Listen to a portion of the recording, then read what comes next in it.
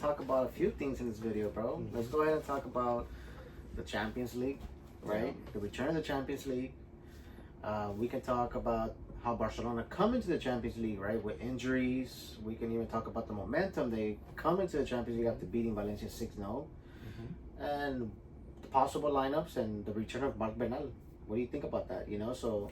Let me go ahead and start the video by asking you, what do you think about the Champions League? What do you think Barcelona do you think they're gonna struggle against Newcastle? Do you think they're gonna? What kind of game do you see happening, bro? Score predictions, lineup. Give me your thoughts, bro. Yeah, so I think like I was telling you that I think historically Barca tends to struggle in Premier League stadiums. We could talk about the most recent one, which is at Old Trafford on the Xavi in the Europa League when they lost against Manchester United. But even before that, right?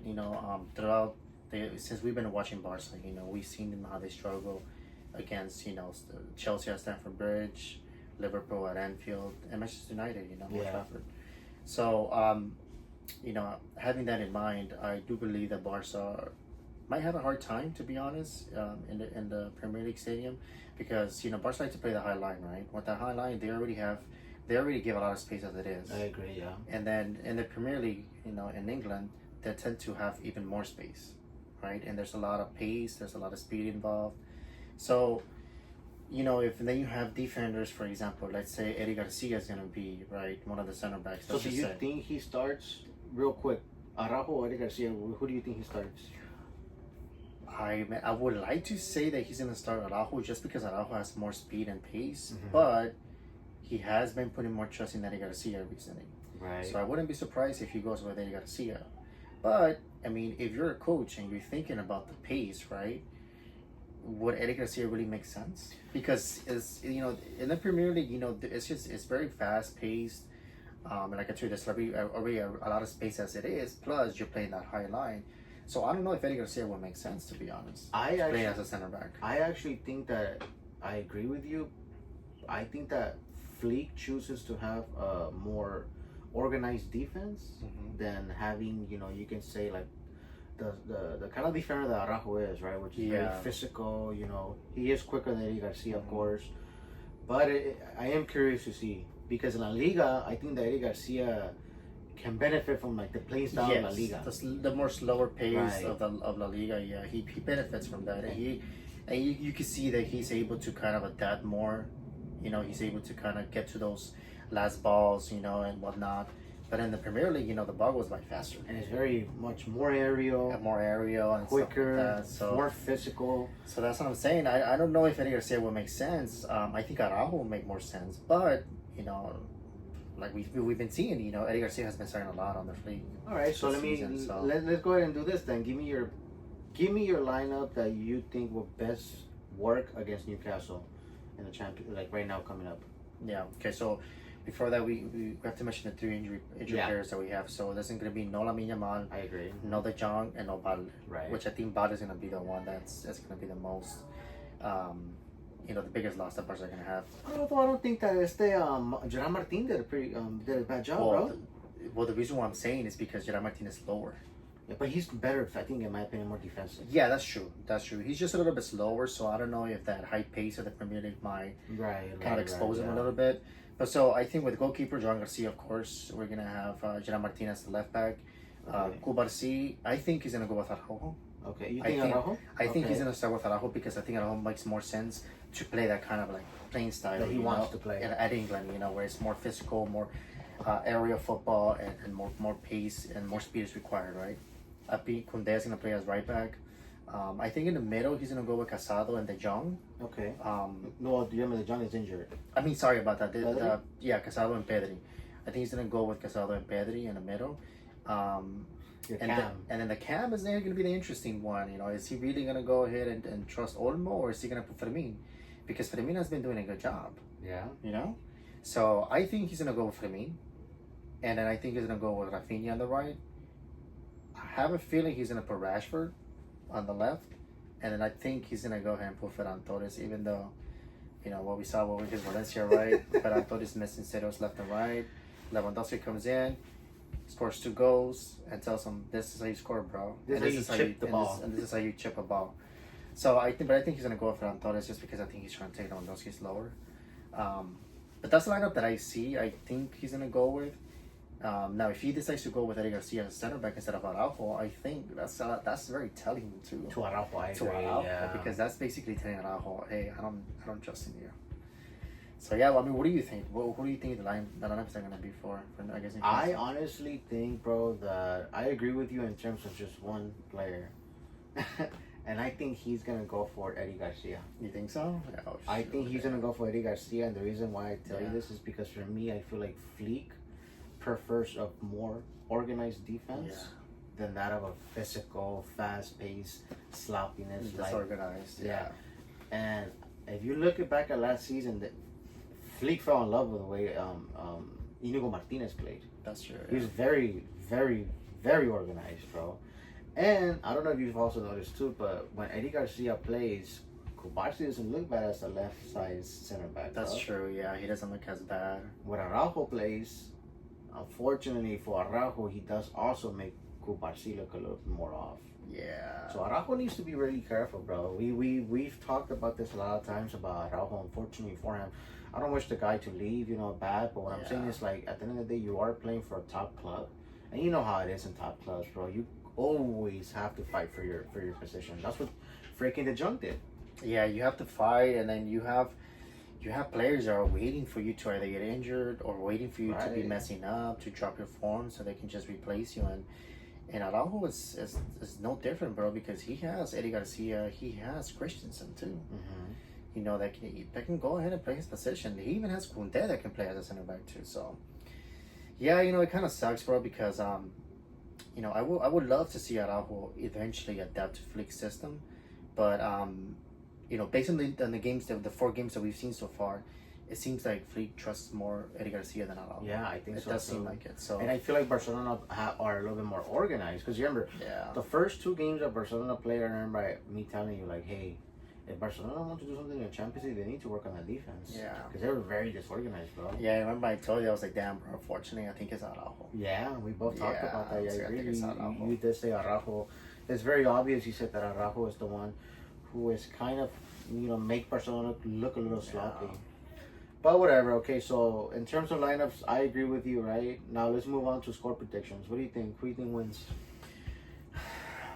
I want to say Barca are going to win, but I don't think it's going to be by a big margin. I think if Barca win, it's probably going to be by 1 goal. I would not be surprised if there's a tie, and I also wouldn't be surprised if Barca lose. So I don't think Barcelona will lose. I don't think Barcelona loses, but I do see a tie. Mm-hmm. I also do see Barcelona winning by, like you said, a very small margin. The reason why I don't see Barcelona losing just yet, I think, in the Champions League is because I think they're going to be very focused, especially given the fact that the next game they have to play is against PSG, right? But just looking at Newcastle, I think that they're going to kind of miss the absence of Isak. Yeah, that's true. So I think Isak not being there is going to affect Newcastle. He was the best player for them last season, Yeah. So I think that's going to probably have something to do, but we don't know. But another thing too is, let's not forget that I think Newcastle was the one who scored 4-0 against City. This weekend? No, last season. Last season? I think they beat City 4-0 if I'm not mistaken. But but that's what I'm telling you. What I'm trying to tell you is because City's defense last season was a disaster. Yeah. But that's what I'm telling you. If Barca are bad, disorganized in defense. Oh yeah, of course. That's what I'm telling you. So. It's a Champions League, bro. It's a Champions League match, and Newcastle are going to go for it. Of course they're going to go for it. They're going to try to beat Barca because they know that Barca are one of the top clubs that are competing for the Champions League. So they want to give it their all. They want to go ahead and send a message. Yeah, they want to send a message. So Barca got to be careful. That's what I'm telling you. And then it's the Premier League, where Barca historically tends to struggle in Premier League stadiums. So I think, like I said, if Barca win, I think they win by maybe 1 goal. Max 2, but I don't even know if it's going to be by 2 goals, to be honest. I like Barcelona's odds because I also think that I like the fact that Barcelona comes into this game with a good momentum. Yeah, that's true. Scoring 6 goals, Rafinha comes, he pretty much got benched the first half because he was late, right? And then Lewandowski comes off the bench, like you said, right? he kind of gave Ferran Torres a quick 5 to 10 minute lesson on how to be a proper striker. I think maybe Lewandowski probably even gave a PowerPoint presentation to Ferran Torres before. I think he did too, bro. A PowerPoint, saying, okay, Ferran, this is where you position yourself. This is how you move your body. This is how you hit the ball. I think he did that, bro, before he went in.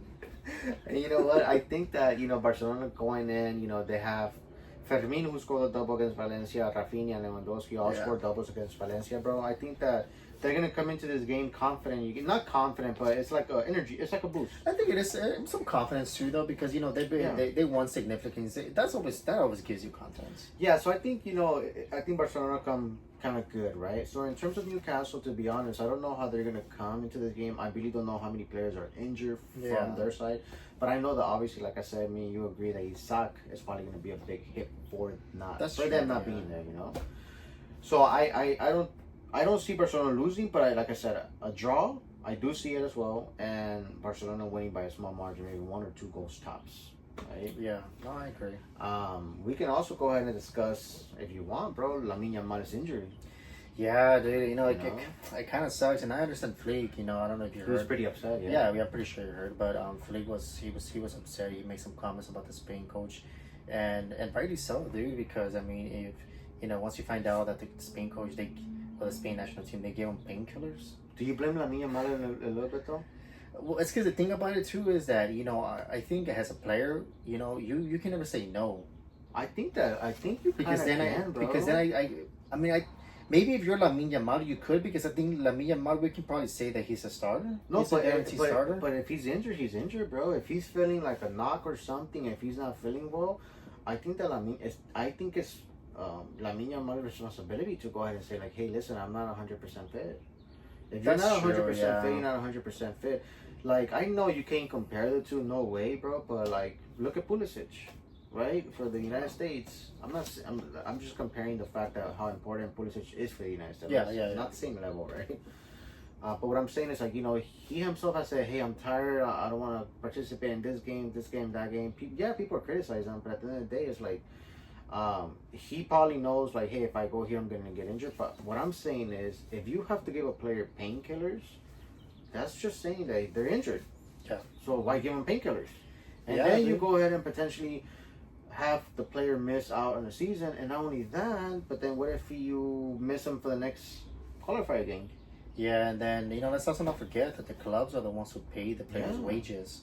So it's a big hit for the club, and then Hansi Flick is pissed because not only did he miss the Valencia game, which fortunately they were good with the game, they were all right. But against Newcastle, it's an important game because it's the first match of the Champions League where you want to win. Yeah. And you want all your players, and he's most likely going to miss that match. So, yeah, Flick was pissed, and understandably, dude. I mean, they, like Flick said, they got to take better care of their players, bro. Yeah, bro. The Spain national team has to they have to kind of, have some common sense. Like, hey, if he's requiring, like you said, if he's requiring painkillers, then there's most likely a chance that he's just not fit to play. So if we don't need him, to play, then let's just not risk him. Let's not play him. And then another thing too, bro, is like, I think that, being a national team coach, right? I feel like you shouldn't want to go ahead and risk potentially, your best player. Yeah. Because at the end of the day, it's like, what if he suffers, God forbid, an ACL injury? I mean, Gavi did. And let's not forget that, you remember, back when Pedri he had played, I don't know how many games for Barcelona. He was overused for Spain. Yeah, he also got injured. That's why Pedri, there was a big moment in the season where Pedri, he couldn't, like, finish a season, bro. He couldn't finish, the first big season that Pedri had, I'm talking about last season, bro, where Pedri showed his potential from beginning to start, from beginning to end. So, I think that's something that maybe, of course, club coaches should definitely be mad. Do you remember when Pep Guardiola got so mad at Alexis Sanchez? Yeah, I remember that. He played for Chile 90 minutes. He played 90 minutes in a friendly. Yeah. and Guardiola got pissed. He said, 90 minutos. He told him, he was like, use your head, 90 minutes. He was mad at him because he got injured. That's why he got injured. He got injured mid-game during the game when he was playing for Barcelona, and then Pep Guardiola got mad. But what I'm saying is, like, Lamine Yamal comes back and he misses the next 2 games. And, bro, I mean, people can go ahead and say that Barcelona probably have an easy Champions League, bracket, but technically speaking, they don't, bro, because like I said, Newcastle, they're playing them away, right? And then we have PSG, like we said last video, treble winners. And then we have Chelsea, the ones that beat the treble winners, who were the club, World Cup winners. Yeah, so it's tough matches, bro. Yeah, and then you also have to go ahead and put into consideration that in October the Clásico's coming up as well. Yeah. So Barcelona are starting to, go into that season, that part of the season where it's like they're starting to gain momentum. They need momentum, and they need to go ahead and start facing these tough opponents. So you don't want to go ahead and risk players, bro. And this is when you want to start having all of your players fit and ready to go 100%. and available. Because. This is when I would say that the season really starts kicking off, until the break and the winter break. That's when it really starts kicking. This is when it really starts kicking off, and this is when players start getting injuries, and whatnot. There's also international breaks they have to worry about too. So, if when they go on international breaks, if the national teams don't take care of the players, bro, the clubs are the ones that suffer. Yeah, they have to pay the consequences. So I hope that that doesn't happen again, but who knows, bro? With so many games that the players have to play with, who knows nowadays, dude? Yeah, and then for example, we just saw Bernard come back, right? Yeah. Bernard coming back, which it was nice to see, bro, because it was like it was over a year, like 382 days, I believe, that he was off with the ACL injury. But it's not just coming back from the injury; it's also recovering from that injury, getting playing time, momentum. So he's basically this season. I think he's facing the same challenges that Gavi faced last season. And even now, Gavi still hasn't recovered 100%. So I think I think Gavi finally was able to. I think the preseason helped out Gavi. But then again, he got a knock again. See, right? So it's very delicate because they were saying that knee that he hurt was part of the knee where his ACL injury was. That sucks. Yeah. So it's not as severe, but they want to take it they want to take precaution. But to touch bases on that Bernal topic, bro. Honestly, bro, it looked good. He comes back in, bro. Bernal comes in after an ACL injury, and he makes an assist, Yeah. And he still has a touch. Yeah, bro. And that skill, you can see it. When Bernal came into when Bernal was introduced to the team, right, bro? I remember it was a season. It was when I seen him have that preseason. It was a preseason, yeah. Yeah, right. And you can tell, bro, that Bernal was technically going to be ahead of Casado. Yeah. Both Casado and Bernal had a pretty good preseason, but I think at the end of the day, Flick was going to start using Bernal more. Yeah. Right? So I think that this season, bro, I hope to see Bernal a little bit more. Obviously, we both know it's going to be like, they should take care of him little by little, but I am curious to see what happens, bro. Yeah, to see, maybe, who knows? Players that I really want to watch. Yeah, because I remember, bro, before he got that injury, shoot, I even remember we were talking about it. Damn, bro, Bernal is sick. He's really good. And then, he got that injury, which is pretty bad. And then Casado came in and we were like, oh, shoot. Yeah, he looks good, Casado's good, too, So Barca have a lot of talent. So I definitely want to see Bernal. And hopefully he's able to recover his form. Hopefully he's able to get a lot of minutes. But I do think this season he's gonna start. I think he's gonna be recovering it, fully recovering and kind of getting that momentum. And I think he's gonna have the same season that Gavi had last season, where he's gonna come in, have a few minutes here and there, and he's probably not gonna be 100% confident in going for a ball. No. Like that's the mental aspect. I think about an injury is the hardest thing to overcome in my opinion. Yeah. You can go ahead and overcome the injury itself, but I think the mental aspect is what pretty much plays a big role in players coming back. But who's immune to, for example, like let's say they have a severe injury, and who's immune to that mental aspect of getting an injury? Ferran Torres, bro. Dude, he's immune that he never gets injured, bro. That does never get injured. Why can't he get? Nah. Get that ACL injury, bro. Get that ACL injury, Ferran. One time, just for... I never gets injured though, bro. It's crazy. Just for all time's sakes, I will want to see Pepe crack him, bro. Nah, I'm just playing. We would never wish ill on one of our players. No, but it's crazy though, right? Like, he never does get injured though. That's crazy. He does miss the setters, bro. We always do say, man, look, why couldn't it be Ferran instead of Bernal? Last season we said that a lot. Dude, you know what? The way a lot of people might be like, oh my god, but he scores goals. Like, the typical arguments, right? But people fail to understand, right? When you're playing big important games, right? Champions League, Clásicos, decisive games, right? you don't always get 3, 4, 5 chances, bro. Yeah. Some players only get 1 or 2, and they have to be very clinical and put those bad boys, away. And this dude comes in and he misses like a chip, and he didn't have to chip that goal, bro. He didn't have to chip it. He had all the time in the world to just shoot it, bro. He did not have to chip it, and then the second goal, my goodness, bro, the way he missed it. And the second goal, I remember I told you earlier. The second goal, you can the second chance that he missed, you can see the lack of clinicalness that he has, even confidence. Confidence, clinicalness, killerness, that killer instinct that number 9s are supposed to have. And that's when you can see that he lacks it. Because, any other hungry number 9, bro, would have banged that in. But you know what, bro? But I told you, this is my opinion, too. You don't always have to be a number 9 to be like a hungry, light, clinical player, right? It's true, yeah. Because look at Fermin. Look at Gavi, bro. Yeah. Gavi in the box, he's not bad. Yeah. Fermin is not bad as well, bro. And they're not like a number 9, bro. These are like cam center middle players, bro.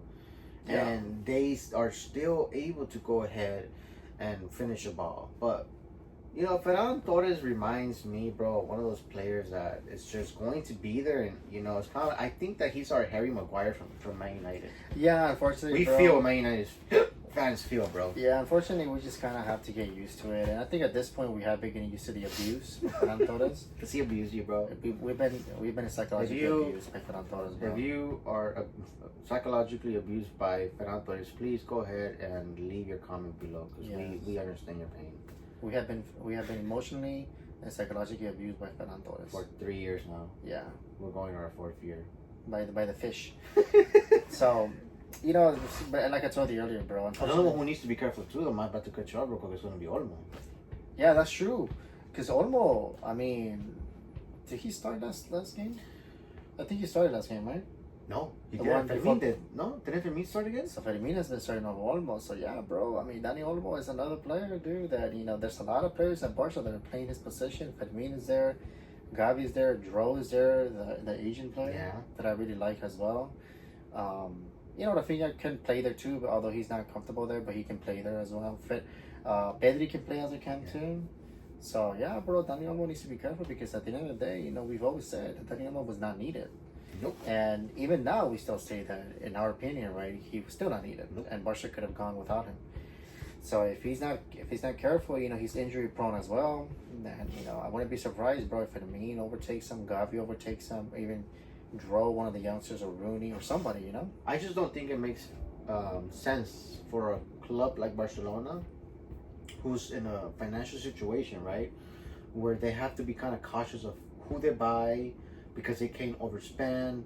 They're trying to come back up, from the financial issues that they've had in the past. I don't think it makes sense for them to go ahead and have a 55, 65 million, not just one player, but 2 players who can, technically speaking, say we don't need them. When you have a 55 or 65 million player, bro, in the bench, or fighting for a role, what's the point? Yeah, at that point you should have just stuck with the youngster from the academy, and then just give them time, taking them slowly. But yeah, dude, I mean, we'll see what happens. The Champions League is starting, and then this is the first game, and you always want to win. You want to go into the Champions League with a win. Well, especially because, like I said, bro, the next game is against PSG. So yeah, and then they have the next one against PSG. So that was going to be very interesting too. Those are the games that we love to watch in the Champions League, But yeah, we'll see what happens though. Well, so let's go ahead and just wrap it up real quick, dude. So 1-0, 2-0, draw. What do you think? I think there's gonna be a lot of goals, bro. Against Newcastle? Yeah, I think so, because I think Newcastle like to attack as well. So I'm gonna say a 4-3 win by Barca, 4-3. I hope they don't win by. I think it's gonna be like that, bro. The reason why is because I hope that Barcelona gets 3 goals scored. I think they are. Wow. But I think it's gonna be a 4-3 win by Barca, or if not, a 3-2 win. I think there's gonna be. I think in total, there's gonna be about 4 to 5 goals scored. Well, let's see what happens, dude. I mean, I can't really give you a score prediction, but I think that Barcelona either gets a draw, or I think that Barcelona wins by 1 or 2 goals. In my opinion. So how many goals do you think they can score? I think they can go. It could be a 3-1, or it could be a 2-1, or it could be a 2-0. Top goal score, it could be 3 or 4, in my opinion. So let's see what happens. Yeah, we'll see what happens.